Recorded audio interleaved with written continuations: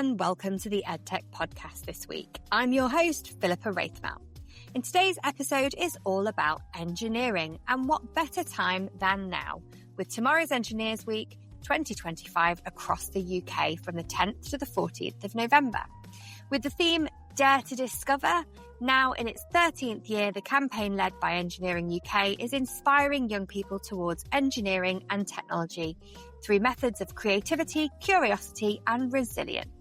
Last year, it reached 55,000 students and is growing, with universities like Imperial College London running open lectures and project showcases. With the Royal Academy of Engineering also marking National Engineering Day this month, the stats remind us that there is still work to be done.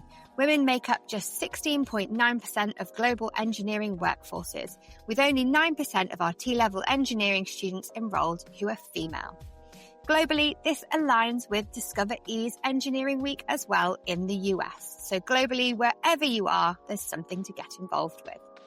And it's perfect timing for today's conversation on reimagining what higher education looks like, not just in engineering, but in the global and online metaverse worlds.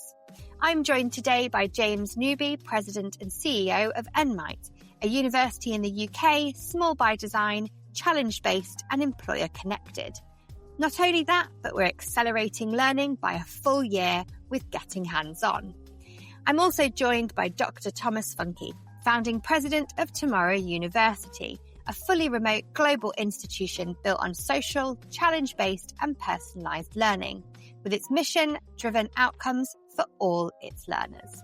So coming up, we're challenging the norms. Not only are we building a work-ready, emotionally intelligent and authentic experience for our learners, but we are challenging assessment versus exams, belonging and teamwork over mass lectures, and modular, stackable, lifelong future for learning.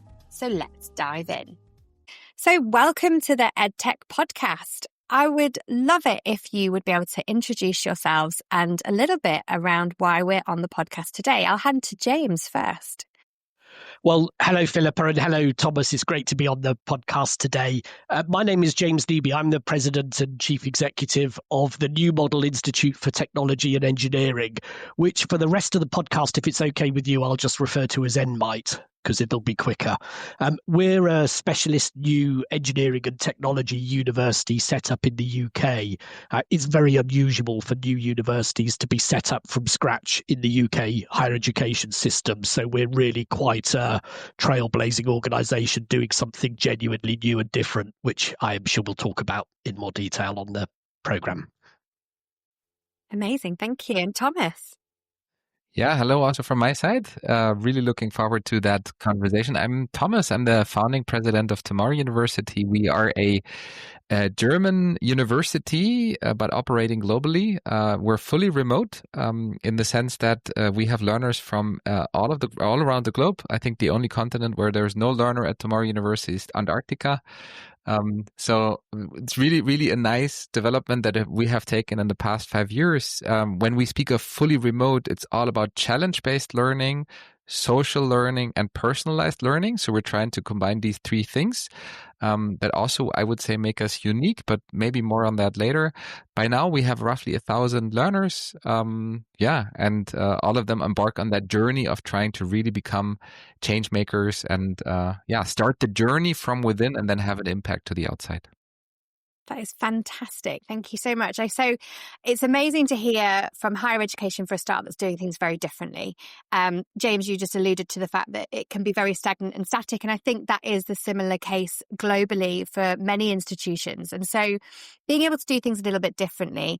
Again, James, I'll just come across to you. If you're again a much more traditional set of the arena where you are in the UK, but something doing it very differently. Tell us a little bit about the journey of what inspired the creation of that. Well, NMITE was inspired to really do two key things, and I think one of those key things is responding to a national problem, and the other is a more regional problem. So the first one, the national problem, is that employers in the UK have been complaining for years and years that the kinds of engineering and technology graduates that the traditional higher education system is producing are just not work ready enough. There aren't enough of them for a start. There's a real problem with getting young people into STEM, science, technology, engineering and mathematics subjects in the UK and then getting them through to universities. So there's not enough of them. They're not diverse enough in the way they think, and actually they're not diverse enough in every sense of the word. They're generally male, and they're generally white, and they're generally middle class, or middle class in the UK means, affluent and better off. So you're not getting a really good diversity of viewpoints. And engineering is inherently, if it's anything, it's a creative subject. It's a problem-solving creative subject. So actually, it's one of those subjects that's really amenable to more diversity of thought, more challenge, more interesting backgrounds.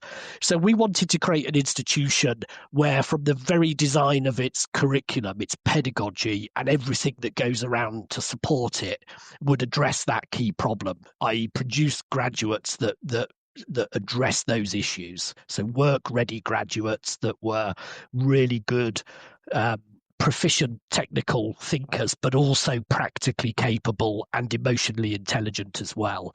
And to do that, you have to explore the connections between the engineering and technology subjects that they learn to other disciplines, right outside the STEM disciplines as well. So I was really interested in Thomas's intro, because it sounds like he's doing something similar. We're trying to create really, whole person graduates who are really well-rounded, interesting, socially conscious, ethically minded, technically proficient individuals. So that's mission one. Mission two, the regional bit, is we have been set up in a part of the UK where very, very few people go to university. It's really a left behind part of the UK. As I'm sure you know, the UK is incredibly imbalanced in its distribution of wealth and affluence and opportunity. London and the southeast is, amongst some of the richest places in the world. But if you move out from London and go out into the regions, and we're on the border between England and Wales, then it's a very different picture. So one of the problems with the region we've set up in is that very few young people who are born and grow up here end up going to university and then enjoying all of those life benefits that follow. So we wanted to place ourselves in a part of the country where we were really needed. It would have been easier, frankly, to just set this up in London, but that's not where the need is. There's plenty of higher education and there's plenty of opportunity in London. We've got talented people here, the same number of talented people here as anywhere else. We just don't have the same number of opportunities for them to take. So we're trying to just match some opportunities where the need is.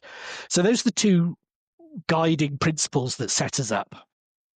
That's incredible. I feel like, as you just mentioned, alluded to, Dr. Thomas's university, Tomorrow University, is really similar. I think there's a couple of bits there, and I'm sure we'll go into it. But that diverse thinking, problem solving, those kind of attributes, but actually also that global imbalance. Like you talk about regional imbalance, but actually, I kind of want to throw it over to you, Dr. Thomas. That really is global imbalance. What you're doing is helping that shift as well. But do tell us, what's the vision? Yeah, that's. I think I need the next 45 minutes talking about the vision. No, but I'll try to really be short and also condense it into two main themes. And the one originates also from the word university. And if you think of university in its original meaning, and one of its original meanings, it also means united in diversity.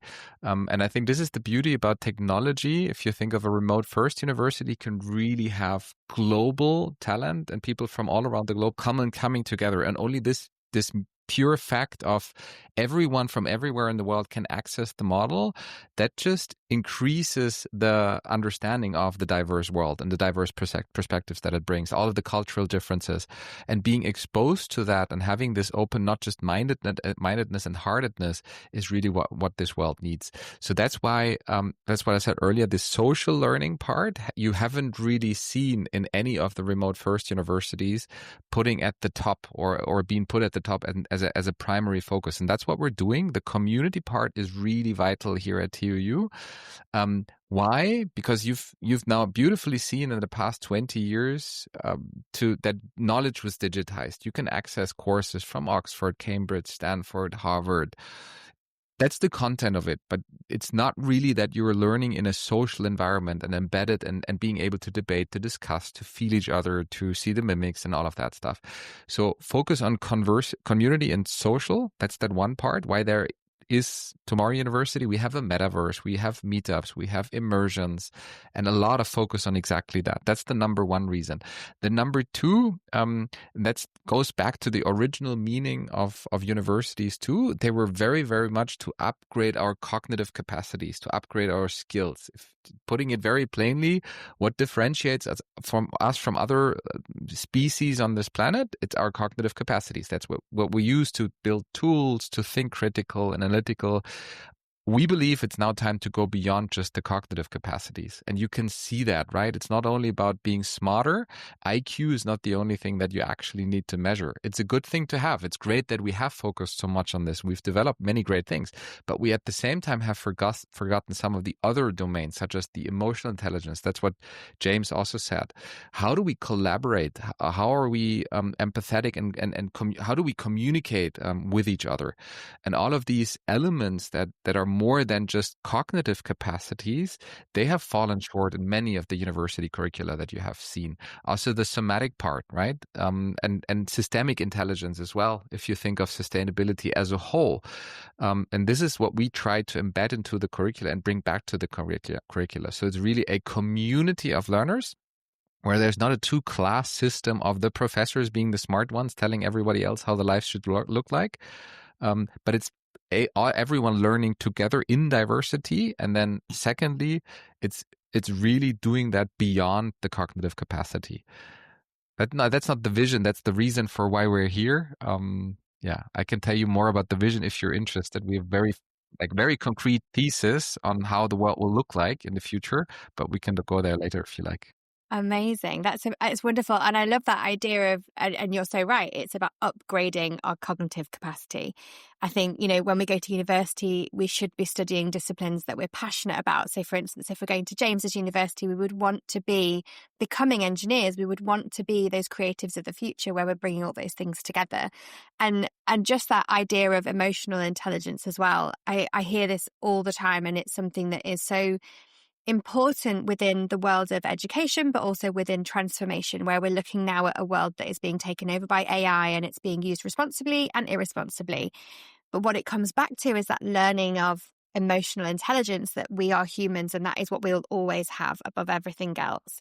And so building those back in, but with the right ways and the right elements. And I think that's so important. I think coming back to kind of, that idea of new contexts and new models of universities, I think, what are the biggest things that you hear from your cohorts about the difference that it is making to them?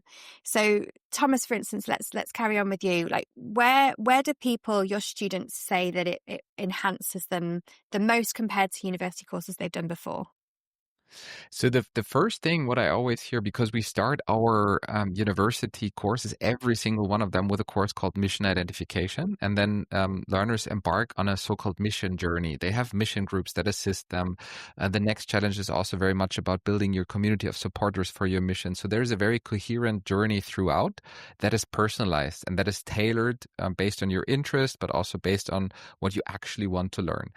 And this is one thing that surprises the majority. I mean, they understand it because we communicated that up front, but they're like, wow, this is not somebody telling me the job looks like this in 4 years, and now you need to just learn these skills and then you will land this job in 4 years. No, it starts within. It starts with you. It starts with you identifying what you care for, what your values are, where you actually want to go, in which direction you want to go. So any impact that you have starts with inner growth. It starts with inner engineering. And I think this is what so many really love, is this not only reflection, but reflection turned into action. So it's not this, I'm just reflecting. I'm turning that into action, purposeful. That's that one part. And then the second part, that's what our learners continuously tell us, is this, wow, it's incredible to come into a community full of hope and full of compassion. But it's not a community that is full of, I would say, competition, where it's like, oh, if I don't master this, then I just need to do it better than the others because there are no grades at TUU, for example, right?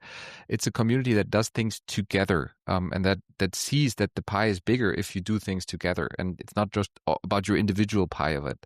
And I think that's the two. And there's many, of course. I mean, I'm also biased, I must say, because I love TUU and I love listening to positive feedback. But you know what I mean. But the community part is very strong. Why? Because they find like-minded and like-hearted individuals that also want to have an impact based on their mission.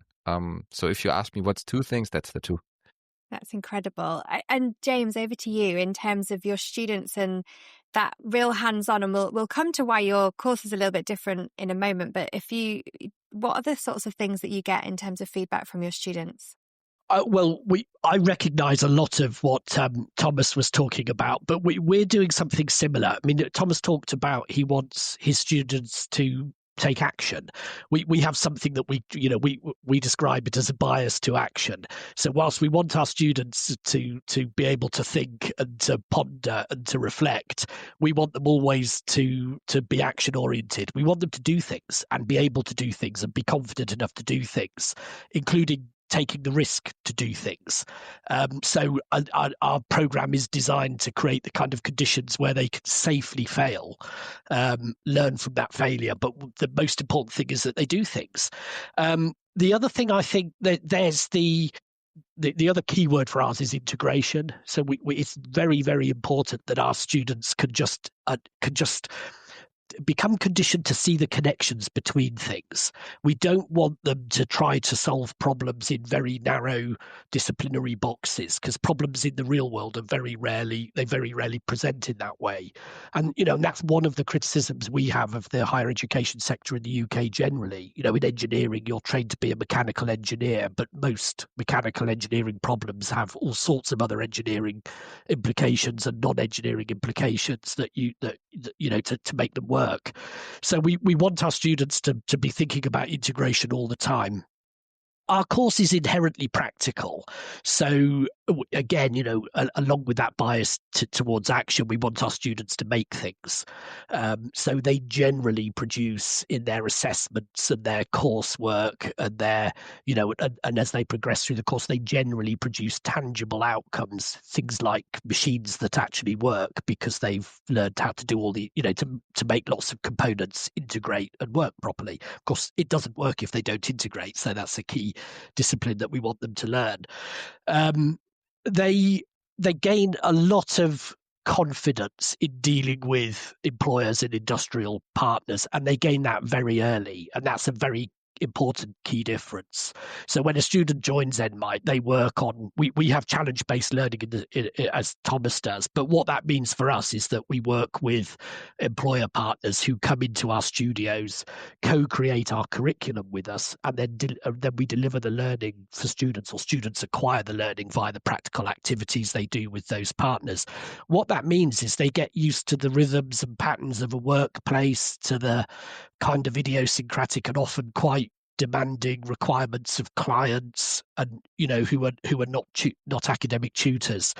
And it means it's not a crashing shock when they stop being a student and start being an employee at the end of their journey. And that's really important. And it means we can make an offer to employers that if you recruit one of our graduates, they will be adding value to your business at a much earlier stage than another graduate who might need a 1 or 2 year graduate training program or induction process that's very costly and inherently more risky, the greater risk of failure.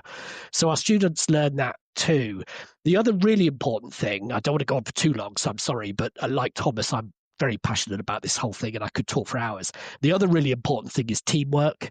So our students learn how to work in teams. We assess in teams. We don't really want students who are loners and who work alone and who will then go off in the world and work alone. Actually, we wouldn't be the right place if that's your preferred learning style. But what that means is the first line of support for every student and the first port of call in terms of academic tutoring for every student are your fellow students.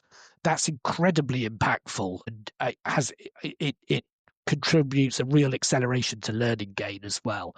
I was watching a bunch of students in one of our studios just a week or two ago, and these were new students who'd only been with us for 8 weeks, and they were one of the individuals in the team was trying to do an equation on a board and got stuck. And instead of looking up to the tutor, the 3 teammates were standing around the board with her, and she looked up to her teammates and they solved the problem, and then she carried on.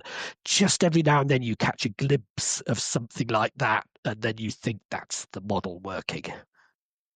That is lovely. I really love that story as well, just because that is exactly what you need people to know how to do in the real world, is collaborate with one another.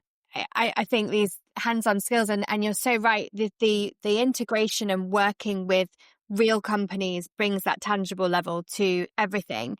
And actually that brings me really nicely to Dr. Thomas. A lot of the work that is done at the university is based around the person's passion and the person's kind of goals and objectives. Tell us a little bit about that, because I feel like there's quite an alignment between the 2 universities. Yeah, so the one part that we're doing is we're trying to center everything around what interests you, but also what you think your calling is. So if you think of it as universities used to prepare for jobs, right? If ideally, then they also prepare for careers, that it's not just a job that pays your bills, but it's also a career.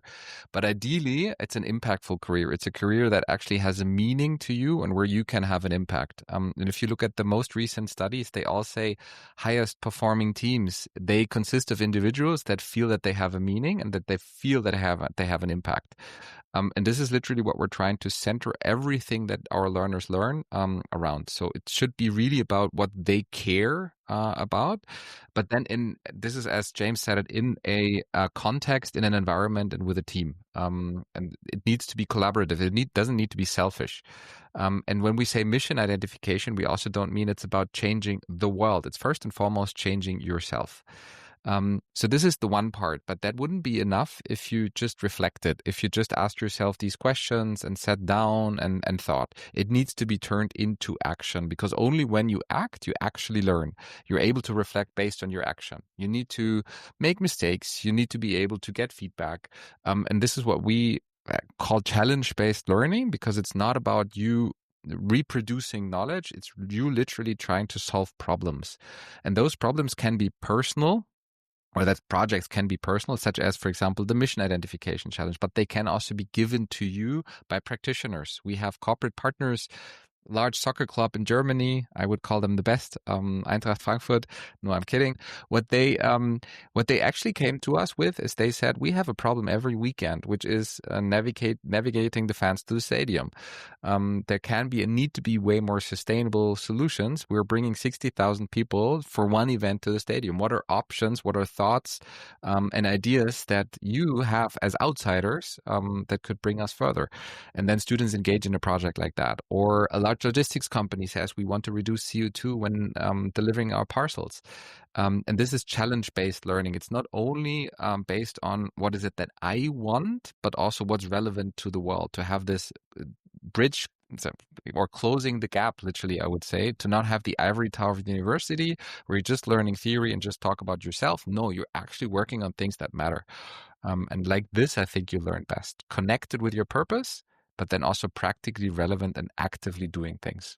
Yeah, that's brilliant. And I think it's that meaning and impact. And James, you mentioned earlier that ability to fail without feeling like it's going to be the end. It's going to be that kind of safety of that community that is around you.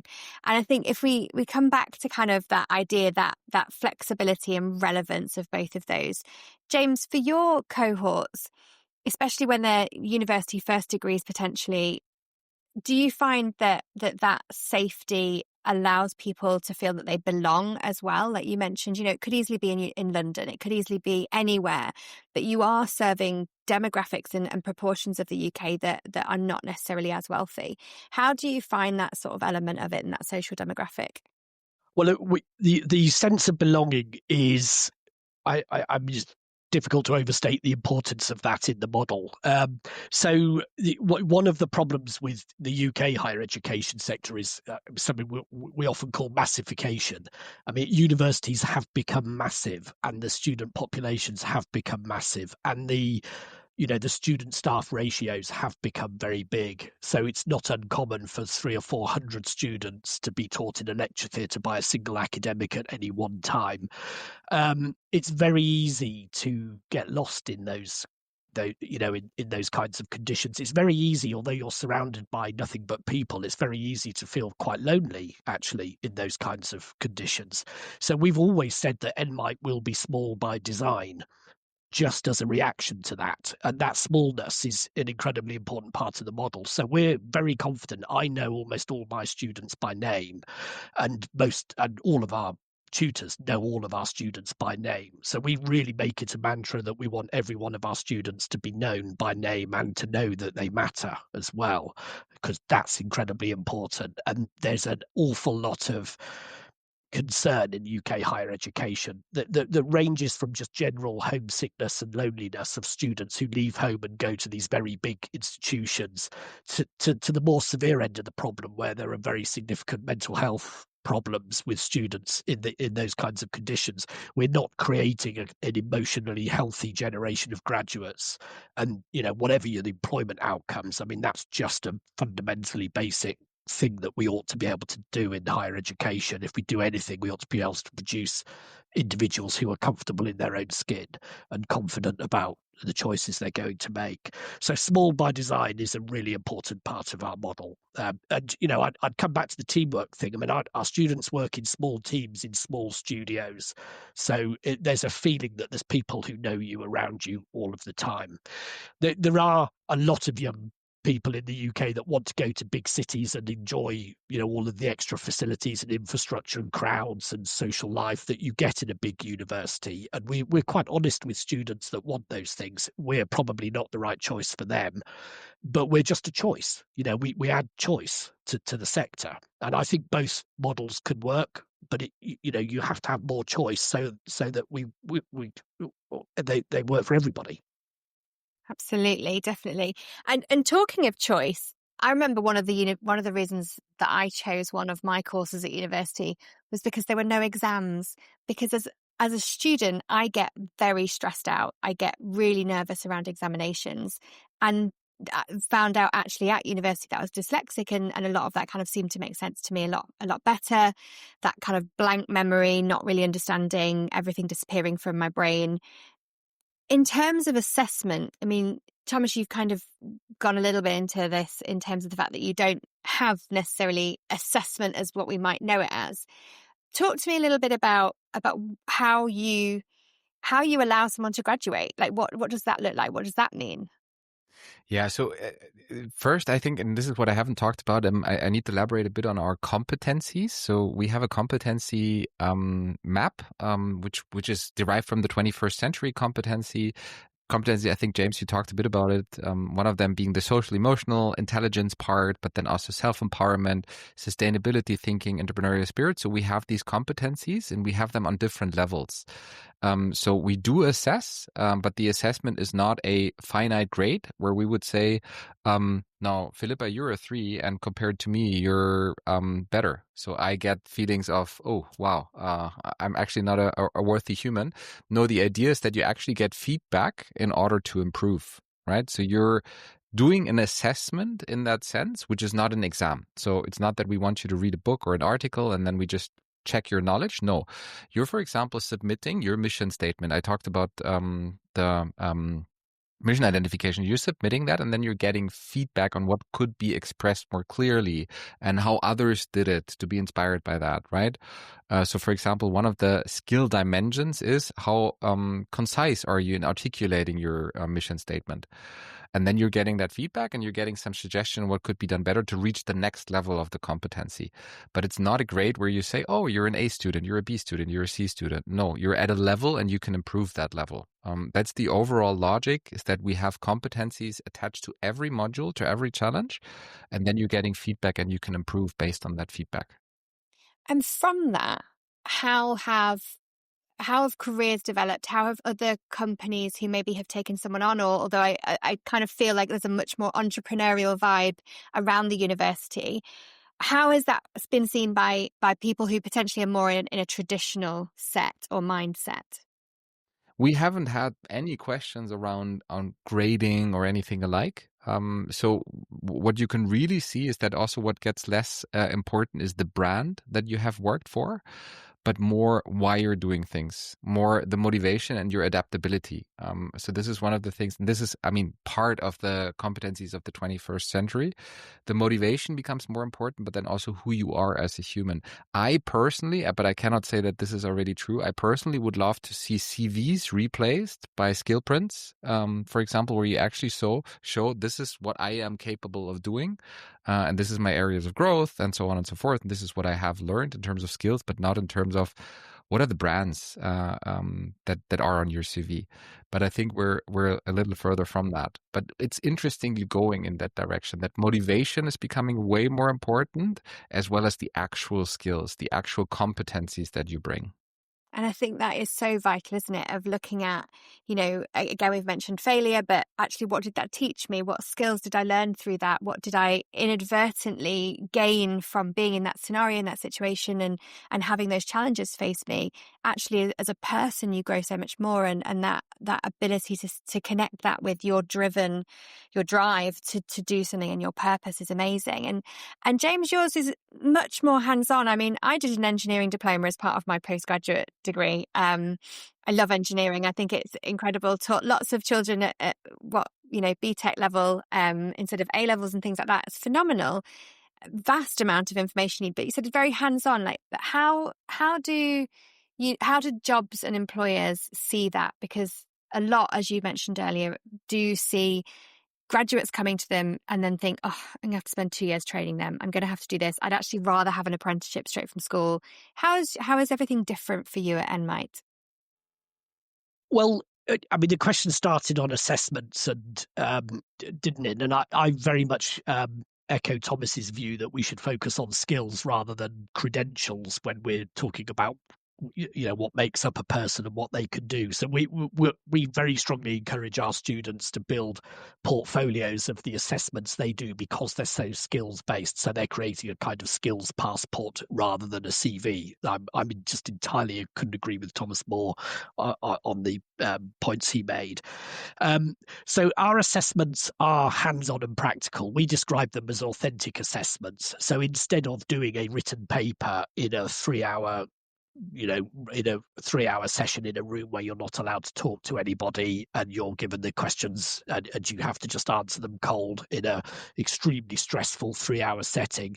And Philippa, you're not the only person I've come across who says I prefer not to do it that way, or I'd prefer to demonstrate what I know and what I've learned and what my skills are in a different way. You're really not the first person. That's just an underpinning part of our philosophy as well. So those authentic assessments allow students to demonstrate what they've learned through a range of other means. It might be that they produce some artifact that an industrial partner would recognize. It might be a prototype, or it might be a circuit board, or it might be an industrial report or a presentation. So we have about 18 or 19 different modes of assessment. If you're really, really rubbish at presentations, then you might not score high on the presentation bit, but you've got a really good chance of demonstrating your knowledge through one of the other modes of assessment and getting a good grade, because you will still be a good engineer. Not everybody is good at everything. So that authentic assessment is really important. And to your second point, how do employers view this? Well, we're quite a new university in the UK, so we're pretty obsessive about demonstrating the rigor of our program and the academic quality. We may overcompensate a bit on that, but it's because we're very sensitive to the need to demonstrate the academic rigor, because we're a new model. So we have very, very in some senses quite traditional, but we have quite strict quality assurance. We use external assessors and we audit our quality quite rigorously. So if you get a degree from NMITE, you can be as confident as you can be that it has the same level of learning and rigor and value, in my opinion, of course, as a degree that you would get from any other Russell Group UK university. But what you will be is much more practically skilled and much more socially conscious and much more rounded. That's what we believe. Which really is what we hope from everybody, isn't it? To be more well-rounded and have those social skills and feel confident enough to be able to do the job at hand. I think that's amazing. And you mentioned time there, which is brilliant, because traditional degrees can take years. Lots of companies will require for you to become a certain level, you also must do a master's and all of these different things. And interestingly, when I think of engineering now, I also think that there's that route, obviously, through apprenticeship. There is a route through university. There is a doctoral route as well. How is your course different? Because there is a time element there that can be supported. Well, in an NMITE, time is very important. It's an absolutely vital, costly resource that we simply can't waste. So a traditional university undergraduate degree in the UK, and about 90% of students do it in this model, takes 3 years. Now, I would argue that's pretty much 2 years worth of content spread over 3 years. That 3 years includes an awful lot of downtime, an awful lot of long holidays, an awful lot of students rattling around a campus between modules for hours at an end, a lot of the time. It's no surprise that university buildings are not used more than sort of 30% of the time. It's a very inefficient model, inefficient in use of resources, inefficient in the use of time, and it's a very kind of elongated, stretched out model. We just wanted to turn that on its head, so we accelerate all our programs and just squeeze them and deliver them a full year shorter than it would take you in a traditional university. We do that by reducing the holidays, by making our students work Monday to Friday, 9 to 5, on the work that we've been describing earlier. Now, that's important because it saves time, but it has massive pedagogical benefit too. It allows much greater immersion in learning because you're doing it all day long. If you want to learn how to play the piano, the best way to do it is to do an intensive 2 or 3 week course and just do it all day, every day for 2 or 3 weeks. That's a much better way of doing it than doing it 1 hour every Wednesday afternoon over 6 months. Your learning gain will be faster if you learn in that way. So that's our approach.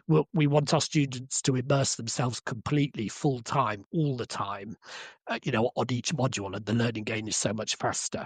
And the other outcome is that, you've saved an awful lot of time. So that saved time is a year off your degree, a year quicker into industry, earning money and paying off your debts, which incidentally are about a quarter or a third smaller than they would otherwise be because you've spent a year less doing it.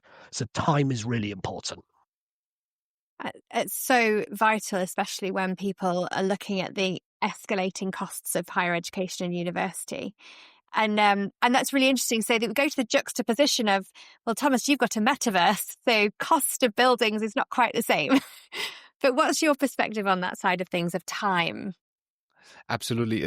First, there's one statistic that I would like to quote a bit German speaking, but James, you said like 30% of the time the buildings are actually used. If you think of the offices of professors, the number is even more terrifying. It's only 5%. Oh, wow. So they're empty for 95% of the time. But that's on another note. And if I think of time, this is one of the things that are really haven't come up with a way better solution. But if you think of how credits are measured in the university system, it's ECTS, right? And it's measured by time. 1 credit is actually worth 25 hours. And this is what you actually then have to have on your certificate in order to graduate. I personally believe that time is not a very good proxy. It's a proxy, but it's not a very good proxy for learning. So there's different ways of learning. One would be, such as James just said, a sprint and learning one specific skill. Another would be how intense you actually deal with it. But at the same time, it also depends very much on learning style, on your personality, right? So if I spend 25 hours doing one thing, that does not mean that I'm at the same level as someone else who started at the same level as I was. Because maybe I have a way stronger passion or a predisposition to actually learn that one skill. I understand that time per se is a proxy, but if possible, I would literally be able to erase it completely. Because I am also a believer in the 100-year life. And now me saying that as a university that awards degrees, but I don't believe in the full future of degrees. I believe in the near future, in the next 10, 15, 20 years, degrees will have the same importance, but decreasing. If we think of the 100-year life, we're not just being educated, then working, and then retiring. it needs to become lifelong learners throughout. So we need to continuously upskill, continuously develop in order not only to be relevant, but also for ourselves. We're driven by curiosity as humans, right? It's not this outside perspective. It's also the inside perspective.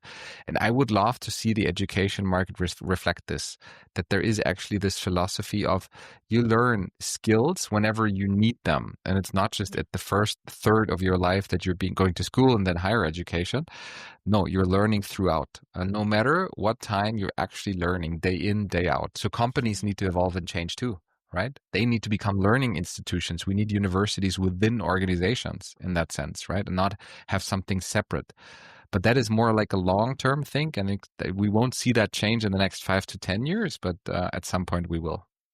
No, and it's really interesting, actually. I had a conversation with Lord Jim Knight from the UK, who was talking around a really similar thing of these lifelong learners, because of the fact that we, like you say, we're now changing jobs, we're changing roles, we're working longer, we're realizing that we don't have to do the thing we were told at 16 we need to do.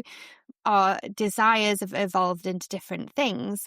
That actually what we need to be doing, and it actually links really nicely back to what you were suggesting around the skills-based framework, is actually looking at what your next role is and going, okay, I have 5 of the 7 skills. So how do I do something extra from my learning that can get me those skills, that can get me that job, because that looks like my next thing. And so it really is about that evolution of education. And that's really interesting to come back to, as well as a point of how do you feel like two quite different but still very trailblazing in their own right university entities, how are you being able to disrupt what is already happening? I know, you've said about how it will take time, but you are starting to push the gauge. You are starting to disrupt that. So what do you think people are seeing and taking away from your structures? That's a really good question. I think we are definitely generating interest from traditional universities who want to explore one or other elements of our model and the degree to which they might be transferable into their institutions. So there's that going on. And I have to say, because we remain, we're educators, so we're always curious, and there's a direction of travel the other way as well. We're quite happy to, copy ideas that work in other areas as well, even in the traditional sector. So we're not anti the traditional sector, but we are seeking to disrupt it a bit. I think reform, very fundamental structural reform in UK higher education, is something whose time has now come, for all the societal and economic and political reasons that we've been talking about earlier. So I think that we are demonstrating a model where a university can have a much more regional impact. UK universities tend to have a national and international focus, whereas schools and colleges tend to have a regional focus. So we're offering an opportunity for a university to take a much more regional focus to what it works with. And that means you can embed yourself in the local industrial ecosystem in a much more aligned, much more tailored, designed way, and that's very important. So it's quite similar to a lot of German approaches, where that alignment and integration between educators and industry and the journey that students follow from education to industry is much more seamless and smooth in Germany than it is in the UK. So I think that's important. I also think the credentials that universities produce will change in the next 10 or 20 years. The standard classic degree, that 3-year undergraduate credential, I think will gradually be chipped away. It'll take longer in the UK than in Germany, in my view, and that's just because the UK has just a much greater affinity to formal credentials. That is why A-levels remain as the gold standard for that level of education, and all other things that have come in to challenge it, like T-levels and B-levels and apprenticeships, have not overtaken it or not disrupted it that much. A-levels remain, and that's because they have that high level of esteem in terms of as a credential. So that's hugely important.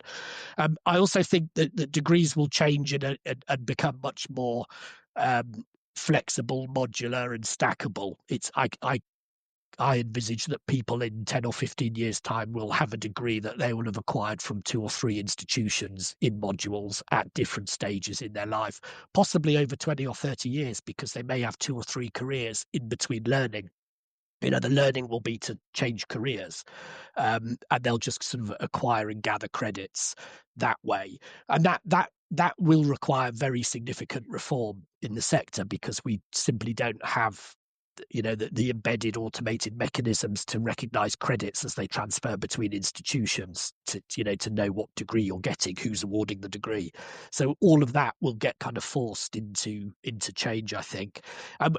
We've built a pedagogy that's very amenable to that. Our modular based block learning is very lifelong learning ready, and that obviously is not a mistake or an accident. We were trying to get ready for this new world of skills focus and portfolio careers and shorter careers and constant retraining. So that's where we are. So you asked what will help drive the change, right? The one thing I believe is trying to be one of the pioneers. Certainly not the pioneer, but I see so many more institutions currently paving that way, which is, I think, great, and continuing that path with courage and resilience, and no matter the resistance that you do actually get. I can tell you lots of stories of resistance from accreditors, but not only from accreditors, also from other institutions and all of that. But I think it's just to continue to pave that way because others follow. If you look at the university landscape when it comes to challenge-based learning, problem-based and project-based learning, that was at the very beginning condemned as not real learning, right? And then universities already 20 years, 30 years back shifted totally towards, maybe it was called problem-based learning at that time. And they were laughed at. And now other universities try to understand, how do you do that? So they've become places of inspiration, but at first they were laughed at. And I think this is the being, or that means being a pioneer. That's one thing. And the second thing is, how can we change? I think it also needs a systems change. And that's why we as a university, we now have that university system in place, but still we're governed, of course, and we need to adhere to these governance rules. But at the same time, we're in dialogue, right? We're on eyes level now with them. And this is where you also see change when it comes to the accreditors. And I think that's vital. What we need is more systems change to also rethink. For example, what's the priority of research versus the priority of teaching? Does every university need to do research? There's publicly funded universities in Germany that enjoy academic freedom a lot. They have the resources to do research, right? That also leads them to not focus too much on teaching. Which is so sad for the learners, But then there's other universities that really focus on the applied part, on the teaching part. Do they need to do research, or do they use the research that others do? So we need a systems change as a whole. Absolutely. And it's really interesting you bring that up. I was discussing with a professor in Saudi Arabia the other week when I was on a panel there, and he is a professor at one of the universities there, and he said, I'm not doing research anymore because we research, we do nothing with it. And I want to be with students going, okay, let's see if this piece of research that someone else has done, see if it works. Let's see if it works in this context. Let's see if it works in a different way. How can we unplug it all, and how can we try and actually use the research and start to really develop that. And I think, that just goes with your staggering figure of 5% of professors being in their office as well, because they're all off researching everywhere. I think it's been a phenomenal discussion in so many different ways, and we've covered so many different elements and topics, and that policy side of it, I think, is a huge piece of reform that globally is needing to be done and hopefully is shifting. But I'd like to ask you both the same question in terms of, as a final question, to say, for those educators listening who maybe have students who don't know what to do, don't know their options, or maybe even a teacher, educator who's thinking, I want to do something, but I don't know what because the normal routes don't fit me. What would you say to those people to encourage them to keep learning and to keep looking for how to learn differently? Very simply, I would say take the mission identification course at Tomorrow University. it's free as a trial for everyone. No, but on a more serious note, I think to be comfortable with exactly that state of not knowing. That's the beauty, because you'll never know, right? There is this myth of, when I was 3 years old, I knew I wanted to become a doctor, and then I became a doctor, and I lived fulfilled for the rest of my life. That's just not the case, right? Being on that quest and bringing that curiosity to continuously search and to try out different things and to go for things that may be wrong, and you're realizing, and that's the second thing, you're realizing to also make it's wrong, and you make the decision to not pursue that path anymore. That's one of the most powerful things that you can do, I think, in the 21st century. You have a lot of options and a lot of opportunities, but you also need to walk that path and to be able to say, no, that's not my path anymore. I go to the next. Well, for me, like Thomas, I'd say come to an NMITE open day and find out more about a new model doing things in a different way if you think the sector isn't right. But I mean, more seriously, I always tell young people to do what they're passionate about, whatever that is. I also tell them not to worry about making the wrong choice or making a mistake. It doesn't matter. I mean, I think that we're all going to have to get used to a world where we retrain several times in our career, where we become lifelong learners. So it matters an awful lot less what you do at 18 or 21. So just try something new. Amazing. Okay, I'm going to add one more into that just at the end, because I was going to ask you how people would get in touch with you, but I'll leave that until a second. What would you give as a piece of advice to other universities looking to do things a bit differently? Challenge the status quo. I really, really believe that everyone, and this is including us, now we've built a system as well in the past 5 years, and it works. But we all need to learn as humans to continuously challenge our core assumptions. If something works, and if something works really well, that does not mean that it should be like that for the next couple of years, right? We built a system in the UK that worked for decades and decades and decades, one of the best systems in the world, but it's not working now. It's broken. So if you're working in the traditional sector, you're probably in a pretty fragile position at the moment because the sector is so challenged. So again, try something new and be brave enough to innovate. There's plenty of room for innovation. There's so much homogeneity in the UK. It's absolutely crying out for innovation, new models. Try it. What a wonderful way to end the podcast. Thank you so much. Thomas, please tell people where they can connect with you or find out more about Tomorrow University. Yeah, so tomorrow.university, that's the website. And as said, I really meant it. The trial challenge is a magical experience. It's a 3-week experience. In case somebody wants to find their mission, please feel free to try it out. But if you don't have the 3 weeks, then I'm also happy to be in touch over LinkedIn, for example. That's the platform that I'm reachable best. Wonderful. James? You get to NMITE at nmite.ac.uk. You can book yourself on an open day. The next one's on November the 22nd. Like Thomas, I'm personally reachable via LinkedIn and delighted to be connected to anybody with an interest in this and to talk to them as well. That is fantastic. Thank you so much for joining us on the Edtech podcast. It's been an absolute pleasure talking to you. Thank you, Philippa. And that's a wrap. Today we heard how NMITE's Bias to Action, employee co-created challenges, small studios and authentic assessments help students integrate disciplines, fail safely, belong and graduate sooner and more work ready. We also explored how Tomorrow University's mission identification, no grades competency feedback and global social learning turn reflection into action inside a supportive community. As Tomorrow's Engineers Week, 10th to the 14th of November lands, here's the challenge to all of us. Classroom, lab, or leadership, dare to discover ways to make engineering more visible, creative, and inclusive, tackling the diversity gap and opening multiple pathways in. And want to explore more about how you can do higher education or potentially your own lifelong learning with Tomorrow University, taking their challenge and making it personalised to you. Don't forget to check the show notes for all the information on whether it's an open day at NMITE or a trial challenge, which is available for free at Tomorrow University. I'm Philippa Wraithmell. Thanks for listening to the Edtech podcast. If you've enjoyed today's episode, don't forget to follow, rate, and share the Edtech podcast wherever you're listening.